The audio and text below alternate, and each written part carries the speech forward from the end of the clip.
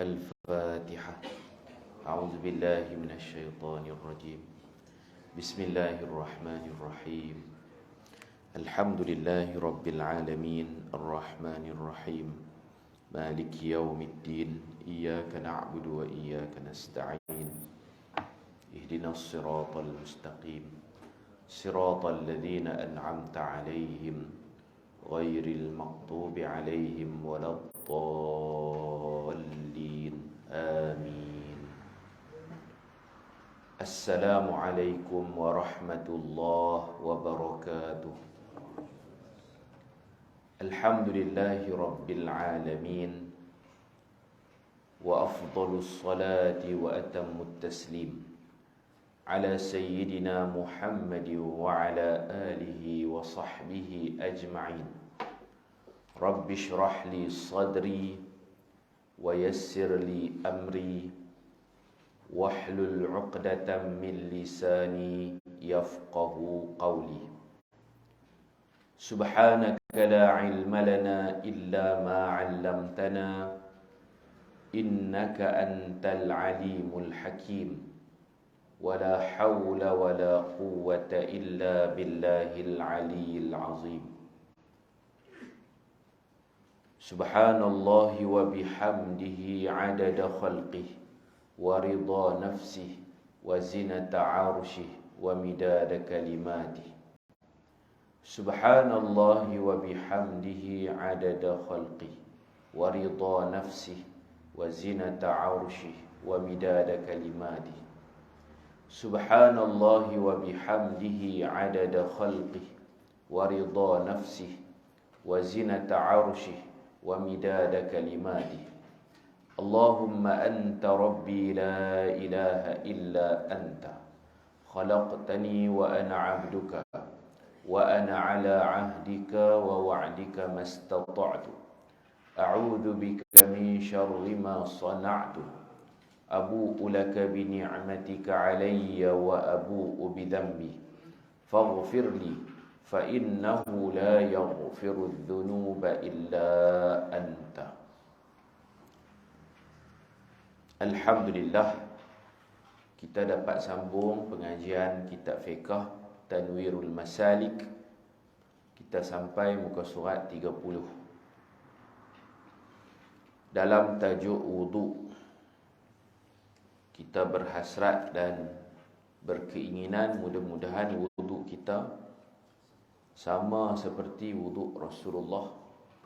Wudu kita bertepatan dengan sunnah dan kita dapat memperelokkan lagi cara kita berwudu. Qala al-musannif rahimahullah, huraian fardu yang pertama, niat. Orang yang berwudu mestilah berniat. Tak sah wudu kalau tak niat. Sebab niat ni nak membezakan antara adat dan ibadat. Ada orang basuh muka pasal panas. Ada orang basuh muka pasal ngantuk. Ada orang basuh muka kerana dia niat berwudu. Maka jadilah ibadat. Hak panas dan mengantuk tu basuh pasal adat. Dia basuh muka, nampak mengantuk nak pergi basuh muka. Niat membezakan antara adat dan ibadat. Kemudian niat juga untuk membezakan antara satu ibadat dengan ibadat. Macam kita semayang, ada semayang fardu, ada semayang sunat. Fardu tu ibadat, sunat pun ibadat, tapi dengan niat boleh beza. Puasa Ramadan, puasa sunat, puasa nazar, puasa kafarah, puasa mana satu. Jadi niat itu membezakan antara satu ibadat dengan ibadat-ibadat yang lain. Sembahyang 4 rakaat, Zuhur 4, Isya 4, Asar 4, hak mana satu? Memanglah buat 4. Hak mana satu? Maka perlu diniatkan. Orang yang berwudu mestilah berniat. Innamal a'malu binniyat. Amalan hanya diterima dengan niat. Niat dia boleh 3. Kalau kita sihat, kita bukan berpenyakit kencing tak lawah, Kita boleh niat salah satu daripada 3 niat. Pertama, sama ada kita niat mengangkat hadas kecil. Hak tu yang popular sekali lah. Nawaitu raf'al hadasil asghar lillahi ta'ala. Saja aku angkat hadas kecil kerana Allah Ta'ala. Tapi kalau dalam tandas tak boleh baca niat tu. Pasal di hujung ada lillahi ta'ala. Ada nama Allah yang maha tinggi. Kalau nak niat, nak baca niat, baca adalah hati. Biasanya dalam bilik ayat ada tandas sekali. Tidak boleh kita lafazkan lillahi ta'ala. Haram, dosa. Kalau nak lafaz, sekerat apa? Nawaitu raf'al hadasil asghar lillahi ta'ala. Tak disebut. Tandas tu ada. Nak sebut juga, sebutlah hati. Nak sebut juga, sebut dalam hati. Mulut bergerak tak apa, jangan keluarkan suara. Bila bibir bergerak, suara tak keluar, itu tidak dinamakan lafaz. Lafaz ni dia mesti bersuara. Niat angkat hadas kecil atau berniat bersuci untuk solat. Niat taharah, saja aku bersuci untuk solat. Atau berniat untuk melakukan sesuatu perkara yang tidak diharuskan kecuali dengan adanya wuduk, seperti dia menyentuh Al-Quran. Aku berwuduk untuk sentuh Quran. Aku bersuci untuk solat. Aku angkat hadas kecil, boleh belakang. Mana satu tak apa. Sahaja aku berwuduk kerana Allah Ta'ala pun boleh. Sahaja aku berwuduk untuk solat, untuk pegang Quran. Aku berwuduk ni untuk pergi tawaf, boleh. Macam mana pun tak apa. Dan lain-lain seperti sujud tilawah, sujud syukur. Aku berwuduk ni pasal nak buat sujud syukur. Aku berwuduk ni pasal nak khutbah Jumaat, nak tawaf, semua tu boleh. Kecuali orang perempuan yang istihadah. Istihadah darah haid lebih daripada kadarnya.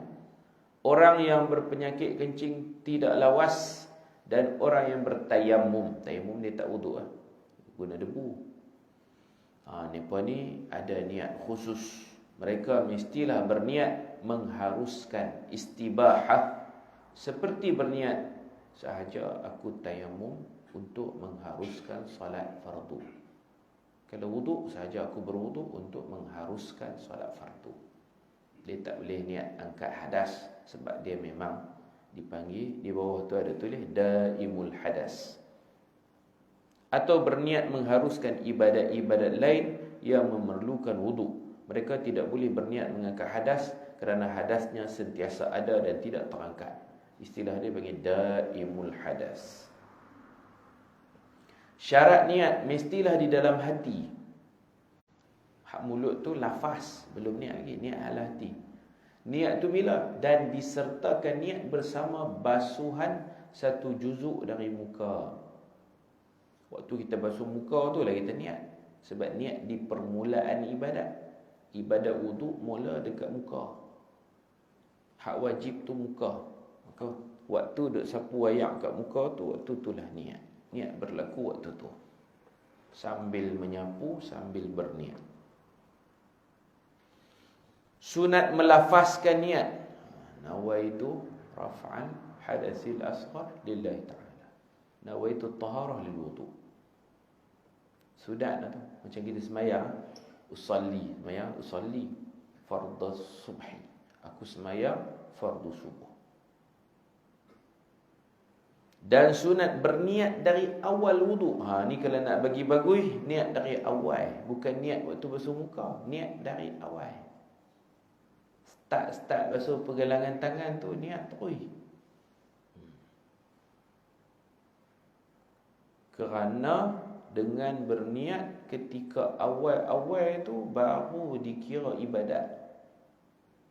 Kalau orang tu dia niat waktu basuh muka baru nak niat, maka wuduknya bermula dari muka. Hak sebelum perbuatan sia-sia. Dia basuh tangan tak dapat apa, dapat bersih ya. Dia kumuk, dia masuk air lubang hidung. Tak boleh pahala. Sebab dia baru start. Ada orang dia duduk mengajar, kita panggil dia ustaz. Dia tak tahu, saya baru start. Ustaz saya baru start. Hak ni pun wuduk waktu nak basuh muka baru nak niat, baru start. Hak sebelum tu tak start lagi. Niat yang wajib ketika basuh muka.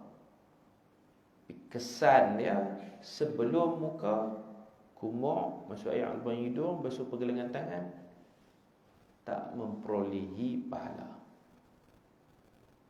Nak bagi dapat pahala ke mana? Start dari awal. Tu basuh tangan tu bismillah dulu. Lepas bismillah sambil basuh tangan tu, saja aku keadaan kecil ya Allah Ta'ala. Tak sebut dengan mulut, tak apalah hati. Mulut ni takut kita duduk dalam tandas Allah Ta'ala, Ta'ala maha tinggi. Allah yang maha tinggi, tak sesuai, ada taik, ada najis. Kalau bilik ayak saja tak apalah. Dulu-dulu bilik ayak asing. Nu tandas jamban luar rumah dululah. Dah semua dulu rumah. Ada mudah dia, ada susah sikitlah nak melafazkan. Boleh sebut saja aku berwuduk kerana mai Allah Ta'ala tu tak keluar suara. Ha? Dapatlah pahala kumat-kumit mulut, niatlah hati. Hak ni kalau fardu ain dia tak sebut, dia tak detail. Dia sebut niat ketika membasuh muka. Dia akan ajak basuh tangan, kumur. Basuh tangan, gosok gigi, lepas tu kumur. Kumur dengan masuk air dalam lubang hidung ni sekaligus puasa pun boleh. Jangan sedut lah. Tak. Gosok-gosok depan ni, apa, tik-tik hidung, kelopak hidung ni tak ada apa. Boleh korek sikit. Boleh korek depan-depan ni. Kalau kita tak puasa, kita boleh sedut. Puasa jangan sedut. Kumur. Lagi tak masuk dalam kerongkong, tak apa, kumur. Dia ada had dia. Had yang batal puasa ni, atas ni. Had yang membatalkan puasa mulut, kerongkong. Kan tak boleh masuk yang. Jangan sedut, jangan kumur kuat-kuat, takut batal puasa. Kalau tak puasa, Nabi suruh kumur kuat-kuat. Jadi tang nombor tu semalam saya sebut dah kan. Basuh pergelangan tangan. Nombor 2, gosok gigi. Kalau kita mengaji fardu ain kafar ke apa, dia terus, dia skip terus. Basuh tangan, kumur. Itu ramai orang tak gosok gigi. Saya dia ada potong tu. Di sudut niat serupa juga. Lepas kumur masuk lubang hidung, niat ketika membasuh muka. Tang tu baru nak niat. Boleh lah. Kalau dalam bab sah lah. Betul lah tu niat. Niat waktu tu niat wajib panggil. Kita nak niat sunat supaya perbuatan sunat dapat pahala. Nak bagi dapat pahala perbuatan sunat, maka niat dari awal. Sunat melafazkan niat dan sunat berniat dari awal wudu. Wa antakuna min awalil wudu. Arab dia macam tu. Ketika membasuh pergelangan tangan, niat daripada situ. Lepas tu kita kekalkan niat. Jangan bagi putus. Duk niat sampai basuh muka. Lepas basuh muka, tak payah niat dah. Macam tu. Basuh pergelangan tangan ada niat, kumuk ada niat, basuh lubang hidung ada niat. Lepas tu basuh muka pun niat lah. Itu niat wajib. Lepas pada tu tak payah. Ada start jalan tu ya. Dan wajib dikekalkan niat itu hingga dibasuh satu juzuk dari muka. Yang terbaik tak ayak kat dahi ya. Waktu kita tak ayak kat dahi tu, kita niat. Tapi nak tak ayak tak-mana pun tak apa. Janji dalam kawasan muka. Sudah memadai jika seseorang memilih untuk berniat ketika membasuh muka sahaja, tetapi dia tidak memperolehi pahala perbuatan yang dilakukan sebelum membasuh muka. Seperti pahala berkumur-kumur, dapat memasukkan air ke dalam lubang hidung dan membasuh pergelangan tangan. Ni rugi pasal buat tapi tak dapat. Kerja tanpa gaji, rugi kan. Dia duk ingat betul lah tu. Mengaji di sekolah, basuh pergelangan tangan sunat, buat dapat pahala, tak buat tak dapat apa. Kumur sunat, buat dapat pahala, masuk air lubang hidung sunat. Tapi kerana tak niat, dia boleh hafal lah kata tu perbuatan sunat, tak jadi sunat.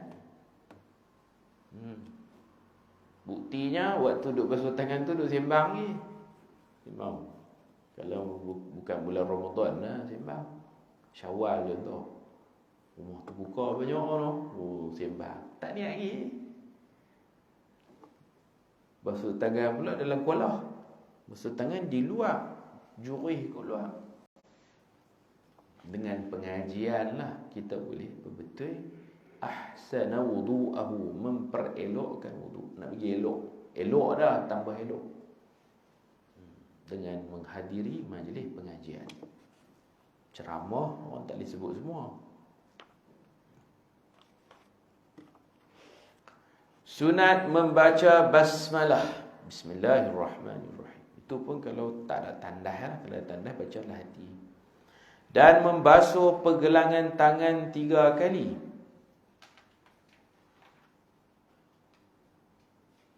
Jika dia meninggalkan basmalah, sama ada kerana lupa atau sengaja, dia boleh membacanya di tengah wuduk. Tengah wuduk lah. Kalau dah selesai wuduk baru teringat, tak payah baca lah. Ini beza dengan makan. Lupa baca bismillah, selesai makan baru teringat, masih dituntut membaca bismillah. Kerana syaitan tumpang sekaki makan. Bila kita baca bismillah, dia muntah balik. Kita lupa sungguh, sahur tadi tak baca apa, lah baru teringat nak baca. Lama dah Ustaz, tak apa baca. Bismillahi awwalahu wa akhiruhu. Diterjemah pada. Awwala maf'ul fih. Bismillahi awwalahu wa akhiruhu, dengan baris atas. Dengan nama Allah pada awalnya dan pada akhirnya. Ada pada di situ. Ataupun baca bismillahi baris bawah awwalihi wa akhirihi baris bawah. Dia jadi yang, jadi sifat. Dengan nama Allah yang awalnya dan yang akhirnya. Nak terjemah pun dia ada ilmu dia juga. Dengan ilmu terjemahan, ilmu nahwu, kita tahu letak baris betul. Bismillahi awwalu tak betul. Grammar. Awwaluhu wa akhiruhu. Baris depan tak betul. Tak tahu nak terjemah kat mana kalau baris depan. Baris bawah ya sifat bagi Allah. Bismillahi baris bawah. Ha tu baris bawah. Awwalihi wa akhiri. Terjemahan dia yang. Sifat mausuf. Dengan nama Allah yang awal, dialah yang awal dan dialah yang akhir. Kalau baris atas terjemah pada, ada fi yang dibuang. Bismillahi awwalahu wa akhirahu, dengan nama Allah pada permulaannya dan pada akhirnya. Ada orang baca bismillah awal makan, ada orang baca akhir sampai terlupa. Baca juga walaupun terlupa. Tapi kita kadang-kadang orang ajak bismillahi awwaluhu wa akhiruhu. Bukan ajak, kita dengar ujung-ujung telinga ya. Kalau betul-betul ngaji macam ni baru ngaji. Ya. Awwalu je tak apa nak kena tata bahasa Arabnya. Kalau makan, walaupun selesai makan, baca doa bismillah tu. Tapi kalau wuduk dah selesai, tak payah baca. Lupa di tengah wuduk baca. Kalau dah selesai tak baca dah. Sebab syaitan tak tumpang sekaki berwuduk. Syaitan tak wuduk sama kita. Dia tak basuh muka dia, dia tak basuh tangan dia. Beza dengan makan. Makan dia makan sekali. Kita tak puas hati ya, nak bagi dia termuntah. Bila kita baca dia akan termuntah. Kita tengok di bawah dalil. An Anasin radhiyallahu anhu qala talaba ba'du ashabin nabi wudu'an. Wudu' ay wudu'. Faqala Rasulullah sallallahu alaihi wasallam, hal ma'a ahadin minkum ma? Fawada'a yadahu fil ma' wa yaqul tawadda'u bismillah. Ay qailina dhalika 'inda ibtida'i bih. Qala Anas فرأيت الماء يخرج من بين أصابعه حتى توضأوا من عند آخرهم. قيل لأنس كم تراهم؟ قال نحوا من 70. رواه النسائي بإسناد جيد. Artinya daripada Anas radhiyallahu anhu berkata, sebahagian sahabat Nabi mencari air untuk berwudu. Yang tak ada, kalau cari tak jumpa. Cari air tak jumpa, kawasan tu tak ada air. Kemudian Rasulullah SAW bersabda, adakah ada air di sisi seseorang daripada kamu? Ada tak siapa-siapa ada air? Air minum lah maksudnya. Air minum tak boleh berwudu. Tu dia cari air tak jumpa, dia bertayamum. Air spare untuk minum ada tak? Nabi tanya. Ada. Kemudian baginda meletakkan tangannya pada air, Nabi celup tangan sambil bersabda, berwuduklah dengan nama Allah. Nabi bagi basah tangan Nabi, Nabi celup. Lepas tu Nabi angkat tangan, tiba-tiba keluar daripada celah-celah jari Nabi keluar air. Iaitu dengan menyebut namanya ketika permulaan wuduk. Anas berkata, aku melihat air keluar dari celah-celah jari baginda sehingga semua sahabat dapat berwuduk. Ada yang bertanya Anas, berapa bilangan mereka? Anas berkata, hampir 70 orang. Dia boleh minum, boleh mandi, boleh berwuduk, boleh isi dalam bekas-bekas mereka air. Keluar daripada celah-celah jari Nabi. Cerita Nabi keluar air daripada jari ini ada banyak riwayat. Dimasuk dalam mukjizat takthirul ma, memperbanyakkan air. Air ada sikit, dengan berkat Nabi yang jadi banyak. Jika seseorang syak, adakah di tangannya ada najis, maka makruh dia mencelup tangannya ke dalam air yang kurang dari 2 kolah sebelum dibasuh terlebih dahulu tangan itu sebanyak 3 kali. Dan memang wuduk Nabi pun macam itulah. Nabi akan basuh dulu baru celup yang kita sentuh semalam. Seperti cara wuduk yang ditunjukkan oleh Sayyidina Uthman dalam hadis sebelum ini. Lepas basuh tangan dah, buat apa pula? Kemudian sunat bersiwak. Ini nombor 2, gosok gigi. Lepas gosok gigi dah, baru kumak, berkumur-kumur dan memasukkan air ke dalam lubang hidung dengan 3 kali cedok air. 3 kali cedok, sebahagian mulut, sebahagian sikit masuk hidung. Sekali gue. Ini lebih baik daripada ada cara kumuk dulu 3 kali, lepas tu masuk air lubang hidung pula 3 kali. Dia jadi 6. 1, 2, 3 kumuk, 4, 5, 6 masuk air lubang hidung. Ada cara berselang-selang. Kali pertama kumuk, kali kedua masuk air lubang hidung. Tu pun jadi 6 kali cedok air. Yang baik 1 kali cedok, 2/3 masuk dalam mulut ke, 1/3 masuk dalam hidung. Terejah lah ke mana pun. Satu tapak tangan tu bahagi 2. Tu lebih baik. Sunat bersungguh-sungguh, al-mubalaghah, pulun, sungguh-sungguh, kuat-kuat. Ketika berkumuk, kumuk kuat-kuat. Dan memasukkan air ke dalam lubang hidung. Gosok, basuh mulut, basuh hidung kuat-kuat. Tapi kalau tak puasa lah, macam malam, maghrib, isya, sahur, sebelum azan subuh tu, boleh kita buat. Kecuali jika dia sedang berpuasa, maka lakukan ia dengan perlahan-lahan. Di bawah Nabi ada sebut daripada Laqid bin Sabarah radhiyallahu anhu berkata, aku berkata, wahai Rasulullah, beritahu aku tentang wudu. Maksud dia, ajak dekat saya macam mana nak memperbaiki wudu. Nak wudu baik elok-elok tu macam mana? Wudu semua orang tahu. 4 basah 2 kering. Kita pun tahu. Tapi nak tahu wudu terbaik bagaimana? Nabi kata, sempurnakan wudu, selatilah di antara jemari-jemari dan bersungguh-sungguhlah pada memasukkan air ke dalam lubang hidung, kecuali jika kamu berpuasa. Selati jari ni, kalau jari tangan kut belakang ni, macam tu. Ni. Kalau ada cincin, kita bagi goyang-goyang, bagi air masuk. Bukan kot ni, belakang ni. Kalau jari kaki, angkat kaki dari bawah, tolak naik atas, guna jari kelingking tangan kiri. tangan kiri, kelingking ni hak kecil sekali ni, dari bawah. Angkat kaki dari bawah.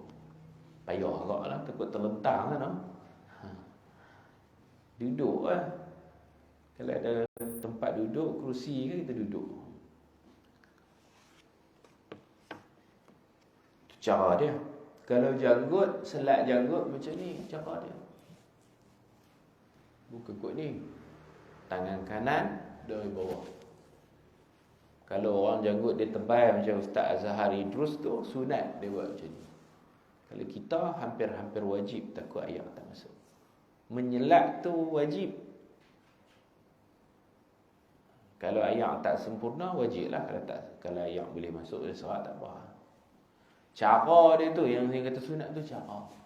Kalau buat kot ni, kurang pahala. Buat macam ni, kurang daripada bawah. Hukum menyelat-nyelat janggut, tangan, kaki, sunat. Itu kalau ayat boleh sampai tanpa menyelat. Kalau nak kena buat gutu baru sampai, jari dia jenis rapat. Kalau aku tak buat gutu, tak ayat tak masuk. Untuk orang wajib. Untuk orang lain sunat. Kerana hanya dengan cara tu saja ayat boleh masuk. Jadi jari jenis rapat, kena pergi renggang. Cara dia macam ni. Nabi waktu buat ni, Nabi kata, hakadha amarani Rabbi. Beginilah caranya Tuhanku suruhku. Buat macam ni. Buat macam ni. Hakadha. Buat macam ni lah. Beginilah. Cara ni lah Tuhanku suruh. Ini pun kalau dalam ihram, umrah ke, tu buat slow-slow lah. Takut luruh. Luruh lagi dosa. Kena dam. Kita nak cari pahala sampai terlibat dengan ni, tak mau. Orang panggil mengelak mudarat. Lebih diutamakan daripada mengambil manfaat. Hak ni kena dam. Hak ni dapat pahala. Kita sudah buat. Elak mudarat. Daf'ul mafsadah. Muqaddaman ala jalbil maslahah. Baik. Huraian fardu yang kedua, membasuh muka. Kemudian membasuh muka sebanyak 3 kali. Kawasan bujur muka antara tempat tumbuh rambut di kepala pada kebiasaannya hingga ke dagu. Dan lebak muka dari anak telinga ke anak telinga. Anak telinga ke anak telinga. Jadi muka lah. Anak telinga ni, ini semua muka. Segmen hak bawah ni muka. Segmen atas kepala. Segmen bahagian bawah dekat anak telinga ni, kalau ada bulu turun bawah ni, itu muka. Itu muka. Orang perempuan kalau dia ada segmen, dia kena sembunyilah segmen tu. Pakai tudung, tapi biasanya tak ada. Biasanya tak ada. Yang tu kawasan muka, tak boleh didedahkan, itu aurat. Wuduk kena basuh. Ada orang tanya orang perempuan duk sidai belakang telinga, sidai. Tengoklah dia sidai tu kepala ke muka. Tengok tumbuh tak mana. Biasanya orang perempuan dia tak ada. Dia tak ada bulu-buluan bersebelahan dengan anak telinga, tak ada. Jadi hak dia sidai tu kepala, tak apa. Tak payah basuh, tak payah lurut. Tapi kalau dia jenis tumbuh bulu bersebelahan dengan anak telinga ni, ada bulu, bawah-bawah ni pada bulu, macam orang lelaki tu. Hak tu dia nak kena basuh lah waktu basuh muka. Tengok dia tumbuh tak mana lah. Biasanya hak tumbuh, hak ni sidai belakang telinga tu, biasanya itu kepala, itu bukan muka. Saya tahu, saya tengok isteri saya lah, ukok tepi ni tak ada, atas pada ni baru ada. Atas ni kepala. Di sebelah dengan anak telinga ni baru segmen. Perempuan dia tak ada segmen. Jadi dia nak sidai belakang, sidai lah. Dia berwuduk tak basuh, tak apa. Sebab itu kepala basuh, kan? Setengah orang dia pukul rata, dia kata hak mana sidai tu semua kena tarik. Nak tengok dulu, kalau muka tarik turun lah. Kalau bukan muka, tak payah. Berdiri depan cermin, tengok. Kebiasaannya orang perempuan tak ada segmen. Jadi dia tidak perlu membasuh rambut yang dia letak belakang telinga. Kalau rambut tu kawasan muka, dia kena basuh. Baik. Kemudian membasuh muka sebanyak 3 kali. Bujuk ni kita baca dah. Ia termasuk bulu yang tumbuh di dahi. Bulu dahi. Bulu dahi itu muka. Yang menutupi keseluruhan dahi atau sebahagiannya. Ada orang dia bulu lebat di dahi. Kena basuh. Wajib membasuh semua bulu-bulu yang terdapat di muka, zahir dan batin. Mana tebal ke nipis ke kena basuh. Basuh zahir, basuh luar, basuh batin, basuh dalam. Bagi serap ayak. Dan kulit di bawahnya. Kulit pun kena bagi ayak serap. Sama ada bulu itu nipis atau tebal, lebat. Seperti bulu kening. Bulu kening ada tebal. Tak kira tebal tak tebal, dia kena bagi ayak meresap. Misai tebal ke, misai nipis ke. Kumis, bulu di bawah bibir, bulu pahat, bulu mata dan bulu pipi. Melainkan janggut dan 2 jambang. Ni basuh zahir saja. Kalau tebal. Janggut dengan jambang lelaki. Sebahagian kita disebut melainkan janggut dan 2 jambang lelaki. Sebab mungkin orang-orang tanya, perempuan makan ubat apa kosmetik, hormon, dia tumbuh janggut. Perempuan tumbuh janggut. Tu dia kena bagi ayak meresap walaupun janggut dia tebal. Janggut ni janggut lelaki, jambang lelaki. Wajib membasuh zahir, batin dan kulit di bawahnya jika ia nipis. Kalau nipis dan jika ia tebal, maka wajib membasuh zahirnya sahaja. Tetapi sunat menyelat-nyelat janggut ketika itu. Kita tengok di bawah tadi sebut dah. Hadis yang saya sebut tadi tu ada di bawah ni. Daripada Anas radhiyallahu anhu, sesungguhnya Nabi SAW apabila baginda berwuduk, baginda mengambil air 1 telapak tangan, kemudian memasukkan air itu ke bawah dagunya, lalu menyelat janggutnya. Cuma terjemahan ni tak habis. Lalu menyelat janggutnya. Lepas tu ada terjemahan waqala, dan baginda bersabda, hakadha, tak ada lah ni, jatuh mana tak? Hakadha amarani Rabbi azza wa jalla, beginilah caranya Tuhanku menyuruhku. Macam inilah cara Tuhanku suruh. Suruh tu mana suruh sunat, bukan wajib. Tu dia terjemahan tu tak lengkap. Ini hanya Sayyidina Anas bercerita, di hujung perkataan Nabi tiada dalam terjemahan. Kena tambah sendiri lah. Waqala, dan baginda bersabda, beginilah caranya Tuhanku menyuruhku. Wajib menyampaikan air ke atas zahir janggut. Janggut mana? Yang turun dari dagu. Janggut panjang tu wajib juga. Dia turun, dia muka ni dari tempat tumbuh rambut sampai tulang dagu je. Itulah muka. Tapi oleh kerana janggut ni tumbuh di dagu, dia turun bawah pun kita kena buat macam tu. Kalau tebal, tak wajiblah selat. Zahir je, masuk zahir je. Walaupun dia turun. Macam tu juga misai, kata misai dia panjang, misai dia tajam, dia duduk upang-upang, terkeluar dari tepi ni. Keluar pada had muka. Misai pergi sampai tepi ni, kena orang sebelah. Dahsyat macam tanduk kebau. Dia duduk upang-upang, tarik ni.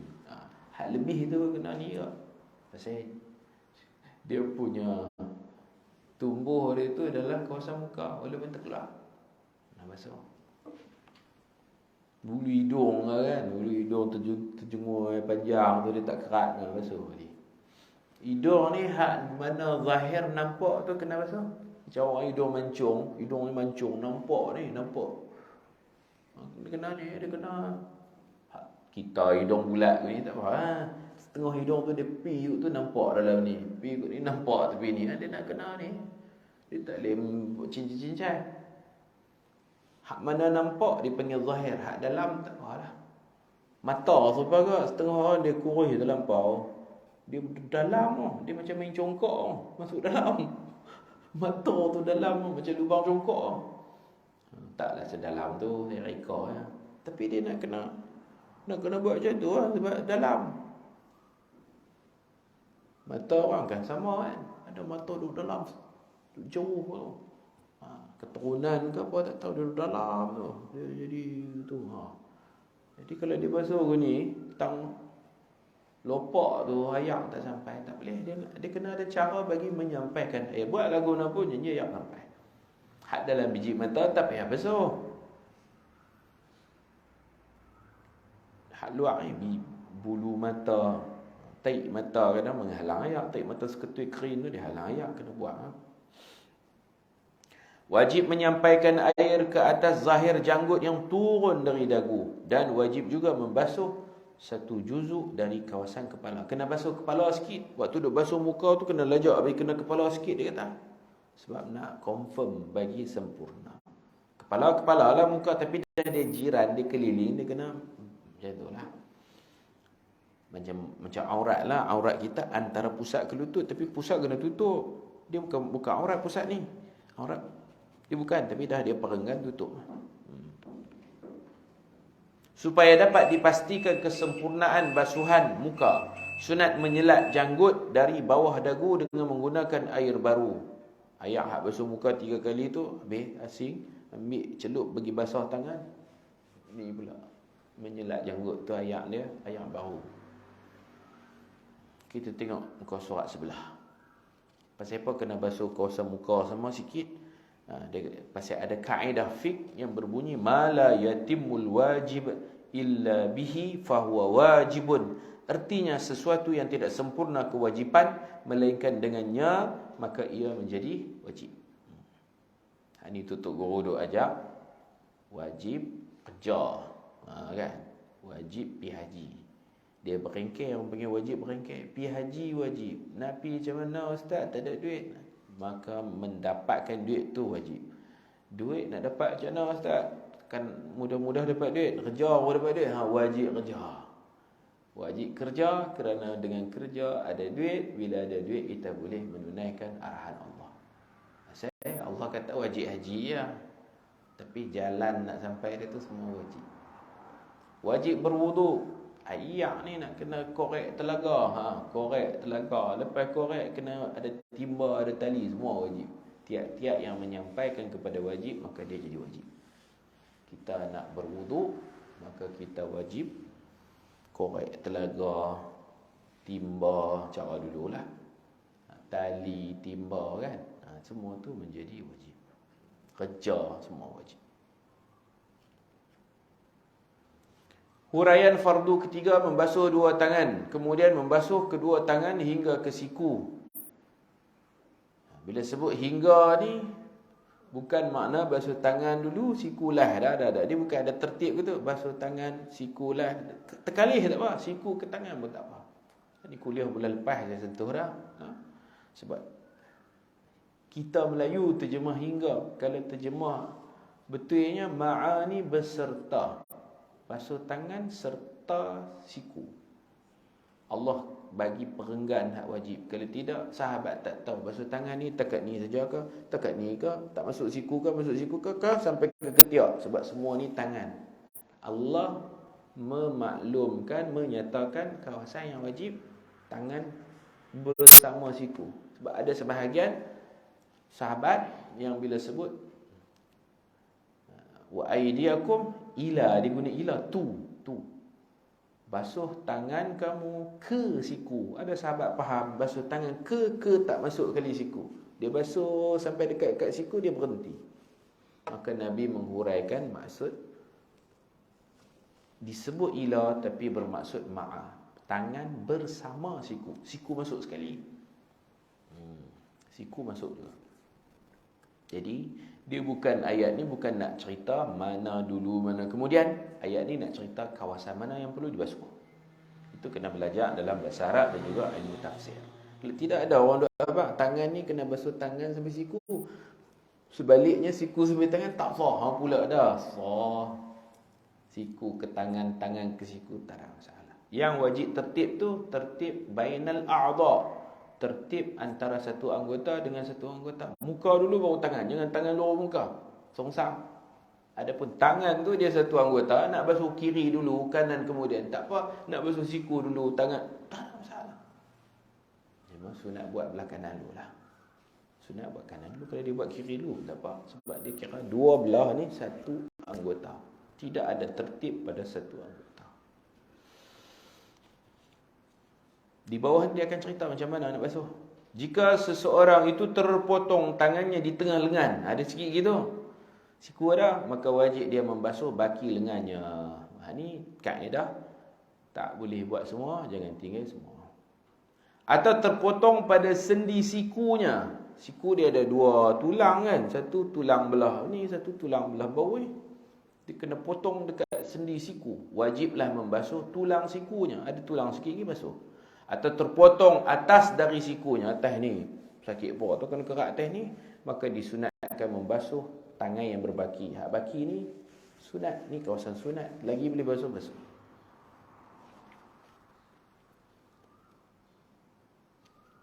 Huraian fardu keempat, menyapu sebahagian kepala. Mazhab Syafi'i lah. Ada mazhab kena sapu seluruh kepala. Mazhab Maliki, sapu seluruh kepala. Kemudian menyapu kepalanya, bermula dari hadapan kepalanya, lalu digerakkan kedua tangan hingga ke belakang. Kemudian mengembalikan semula dua tangan itu ke tempat permulaannya, hadapan. Ia dilakukan sebanyak 3 kali. Kalau mazhab Hanafi, dia sapu kepala sekali, gus dengan telinga. Dia sekali sapu kepala, turun mai ke belakang ni, terus dia gosok telinga. Kerana dia kata telinga tu duduk dalam kawasan kepala. Kita telinga tu anggota asing. Tak asing. Orang yang botak atau tidak tumbuh rambut, ada botak dia cukur, tak tumbuh rambut pun botak juga, tapi botak pasal tak tumbuh. Atau yang berambut terlalu panjang, atau yang rambut bersanggui, tidak disunatkan mengembalikan dua tangan ke hadapan. Jadi dia tolak pergi belakang, tak payah tarik mai depan. Kalau orang yang rambut pendek, tolak pergi belakang ni, tarik balik mai depan. Kalau kita pakai kepiah serban, kita boleh beramal. Nabi ada kalanya Nabi buka kepiah serban Nabi, tinggal kepala je, Nabi berwuduk, Nabi sapu seluruh kepala, depan, belakang. Macam tu setiap depan belakang. Depan ni makna tolak pergi belakang, belakang ni tarik balik mai depan. Ada hari Nabi pakai kepiah, ada hari Nabi pakai serban, Nabi selok macam tu ya. Nabi ambil air, Nabi sapu hak depan ubun-ubun ni, kemudian Nabi sapu atas serban. Kita ambil air sekali lagi, sapu kat depan ni, sapu atas serban, atas kepiah. Ambil lagi, sapu sikit lah. Tak payah banyak-banyak, lembab sikit-sikit lah. Bukan basuh kepala, sapu. Sapu atas kepiah. Tak edit lelak sikit lah. Dia sunat ketuk lepas celup tu. Tuk. Jangan kelepiak kau lah. Tuk. Sapu sini, sapu atas kepiah. Niat tiru Nabi. Nabi biasa buat macam tu. Sapu atas. Dia dapat pahala macam sapu seluruh kepala. Sapu kepala apa tu? Sapu pakaian yang ada atas kepala. Topi ke apa ke, kepiah ke. Pahala dia macam sapu seluruh kepala. Okey, kita berhenti dekat ni dulu. Wallahu subhanahu wa ta'ala a'lam. Wa sallallahu ala sayyidina Muhammad wa ala alihi wa sahbihi ajma'in. Walhamdulillahi rabbil alamin. Subhanakallahumma wa bihamdika ashhadu an la ilaha illa anta astaghfiruka wa atubu ilaik. Bismillahirrahmanirrahim.